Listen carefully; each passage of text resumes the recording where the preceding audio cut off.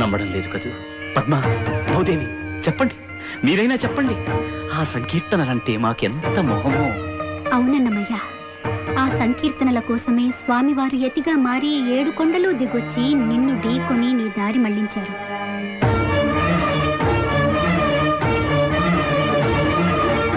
ఆ సంకీర్తనలకు వశులయ్యే స్వయంగా పురోహితులై నీ పెళ్లి జరిపించారు.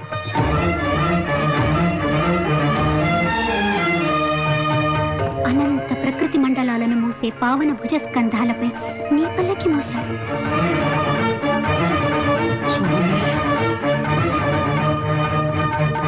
మీరు వెళ్ళిపోతే అలా మళ్ళీ ఎవరు పాడతారు? ఎవరు మమ్మల్ని ఆడిస్తారయ్యా? ఆహా, నా పాటలు లోకాలను ఆడించే మిమ్మల్ని ఆడించాయా? వాటిని మీరు గుర్తుంచుకొని మళ్ళీ పాడి వినిపించేంతగా